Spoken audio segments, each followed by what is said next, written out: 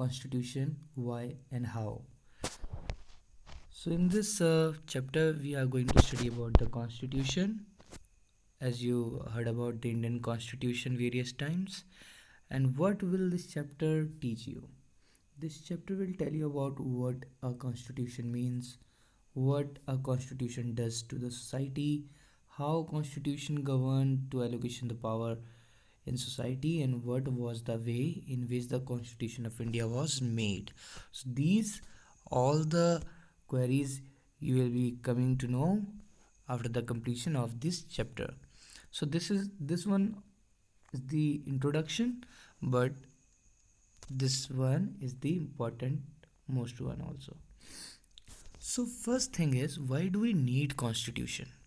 Okay, so why do we need constitution? First, constitution allows coordination and assurance. What coordination and assurance? Look, like in India, India is very diverse country. Various religious groups, communities, and castes live in India. Okay, some are less in numbers, so some communities are large in numbers, some are in majority, some are in minority. Somewhere majority people are in minority, somewhere minority people are in majority. Okay, so that sense of insecurity should not be there. Okay, so to reduce that sense of insecurity, the coordination must be there. Why? Because various groups, all the groups are practicing their own religious beliefs or own traditional values. Okay, so to generate the respect, equality in between them, that is the coordination. Okay, and our constitution provides this very well, because we are culturally, religiously very diverse country, but still we are very united. Okay, so as it is written here, let me show you.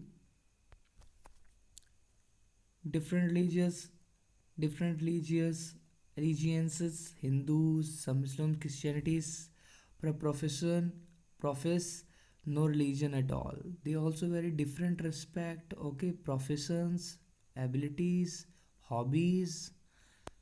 Okay, so by practicing all the different cultural beliefs, religious beliefs, our constitution provide them the coordination in between. Okay, let's move forward. So the first function of the constitution is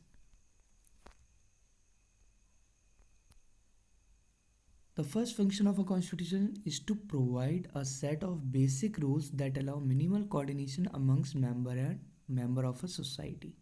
Okay, so constitution provide us minimal coordination, okay, amongst member of the societies. These members, and who are these members? These members belong to the various religious groups, cultural groups, traditional groups, communities, okay, which are in majority, some are in minority, but still they are together. Okay, why? Because our constitution is providing them this. Fine. Now the next point is specification of decision making in power. So now, who will govern in the country? Okay, means some people want to want rule X, or some want to rule Y. Okay, so how to decide that who will rule in the country? So to answer this, the writer goes more deeper, and writer says here the constitution has to provide an answer to this question. It specifies the basic allocation of power in society. But who will rule? The question is, who will rule? So, in many ways, in a monarchical constitution, of course, monarch will rule. Okay, and like Soviet Union, Soviet Union, which is Russia nowadays. Okay, Soviet Union. So in Soviet Union, the power was given to a single party. Okay, but in democratic institutions like in India, broadly speaking, the people get to decide. Okay, here the people will decide. Okay, then they choose a government. But this matter is not so simple, because even if you answer that people should decide, it will not answer the question how should people decide. For something to be law, everyone must agree to it. Okay, should people directly vote on each other matter in ancient Greeks did? When should people express? So these are some questions. So here the answer. In the Indian constitution, for example, specified that in most instances parliament gets to decide laws and policies. Okay, our constitution gives power to the parliament here. Okay, our constitution gives powers to the parliament to decide it. Okay, decide what? Laws and policies, to make laws and policies. And what parliament, and that parliament itself be organized in a particular manner. That parliament should be organized by the votings. Okay, so the constitution has the supremacy. All the things are run by the constitution. Let me tell you, the constitution is the key feature here, is the central point here. Okay, and constitution is deciding each and everything which we are studying right now. Okay, so now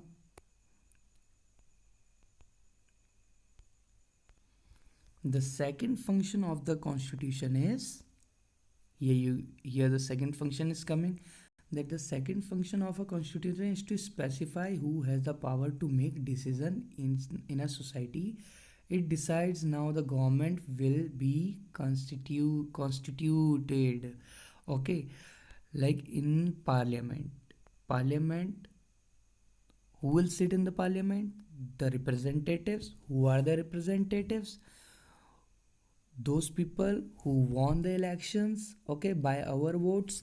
So constitution's second function is to specify who has the power to make decision. So now you are getting the parliament has power to make decision, but parliament is not a human being.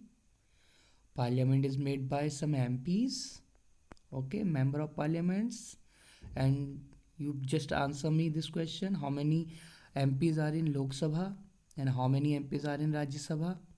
Just answer this, and tell me also this, that how many members in Lok Sabha nominated by president. Similarly, in Rajya Sabha, how many members are nominated by the president? You answer me this question. I'm waiting for your replies. Okay, so here a picture is given. Let's try to find out. Means this picture is showing, like, listen what is written below. Countries of the European Union tried to create a European constitution. The attempt failed. Here is cartoonist impression of this attempt. Does this always happen in any constitution making? Well, as we know that Europe is a continent. Right now there are 28 countries. Okay, Britain is coming out of it, so now 27 countries are there. Okay, so these European leaders trying to form a constitution, but because they have their own religious beliefs, their own interests, so that is why you can see they are fighting together to form a constitution, and they are getting failed because no one getting agree on a mutual agreement.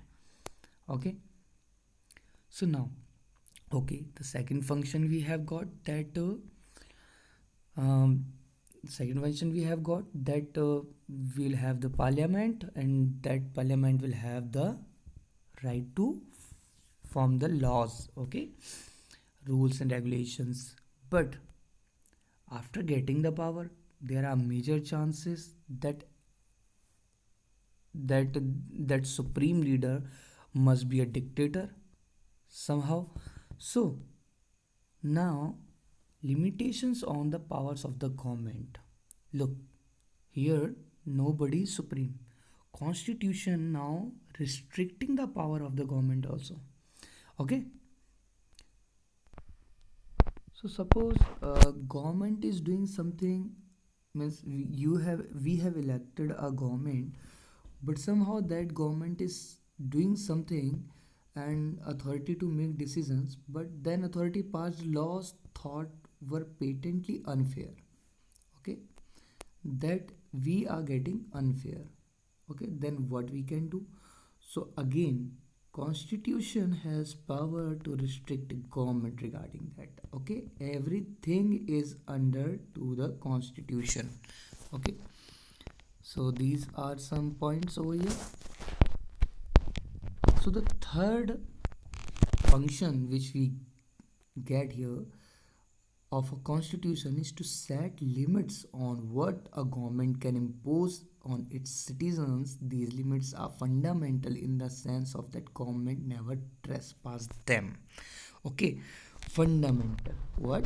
Fundamental. That government cannot surpass your fundamental rights. Okay, and government cannot compromise with the fundamental values of a citizen. Okay, so that is also decided by the constitution. Well, constitution limits the power of government in many ways. The most common way of limiting the power of government is to specify certain fundamental rights all of us possess as citizen, and which no government can never be allowed to violate. Okay, as I told you, the fundamental rights government is not allowed to violate. Government cannot violate your fundamental rights. Okay, now the third point is aspirations and goals of society. Aspiration and goals of a society means we are the members of this society, you, me, everyone. Okay, so we have some certain aspirations from our government, that government will do something for us. So some are mutual aspirations we have in our hearts and our in our minds, like we equality, fraternity. Okay, and equal wages for equal work. Okay, freedom, all the fundamental rights if you will go through. So these are our aspirations from our government. Okay, so these aspiration government should fulfill towards their citizens. Okay, Indian constitution is the finest example to provide an enabling framework for the government to do certain positive things. Well, so constitution says to the government that government will work in welfare of the citizens. Okay, now for example, this is important one, let's focus here. For example, India aspires to be society that is free of caste discrimination. Okay, if this is our society's aspiration, the government will have to enable or empower to take all the necessary steps to achieve this goal. Okay, in India, the caste discrimination is the major problem. Okay, so this is said in these lines that if this is the aspiration of the society, like me, the lower caste people want this. Okay, that there should not be any caste discrimination, so government should work on this, and to work on these issues government must have some power. Okay, so we should empower government to this. So constitution says that government will do some welfare and fulfill the aspirations of the society. To fulfill those aspirations and those demands by the citizens, how can government fulfill? So government should be enabled or empowered, means government must have some power to do those changes. Okay, now the example of South Africa is given. which had a deep history in racial discrimination, rang bhed, okay, color discrimination. Its new constitution had enabled government to end racial discrimination there. Means in South African constitution, the constitution of South Africa gives their government to fight with the racial discrimination. In the same manner, in our India, constitution gives the power to the government and empower or enable the government to do the welfare of the society and to abolish caste discrimination here. Okay, now a cartoon is given. In this cartoon, let's see what is written below. The constitution makers have to address themselves to very different aspiration. Here is Nehru is trying to balance between the different vision of ideologies. Can you identify what these different groups stands for? Means these different groups, when our constitution was forming, okay, with our constitution was set up by the drafting committee, and first of all constituent assembly was set up. Okay, so during the constitution framework, there were lots of debates were going on. Okay, uh, in the constituent assembly. So Jawaharlal Nehru was trying to listen everyone's view, okay, everyone's ideologies, to frame a proper constitution. Okay, so they are listening and they are trying to coordinate with the different ideologies and different people with different minds. Okay, so here the fourth function of the constitution is to enable the government to fulfill the aspiration of the society, create condition for justice. Justice means justice. Okay, justice means government should fulfill the aspirations, and government should do the welfare with the citizens, and set up a just society. For this, government must enable, means government must empower, and constitution empowers government for this. Now, enabling provisions of the constitution, let's see some example of the other countries. In South Africa, you can see here, government take measures, promote conservation of nature, make efforts, protect a person and group subjected unfair discrimination, and provides that government must progressively ensure adequate housing to all health care. Okay, in South Africa, government is working with these issues, housing, health care. Okay, and now in Indonesia, government is enabled to conduct the national education system. This is the big issue there. Okay, so these are the, so in India, what are the big issues? What are the big issues in India? In India, Indian government tries to give the right to equality, okay, to provide better nourishment to the children, and to give the right to education.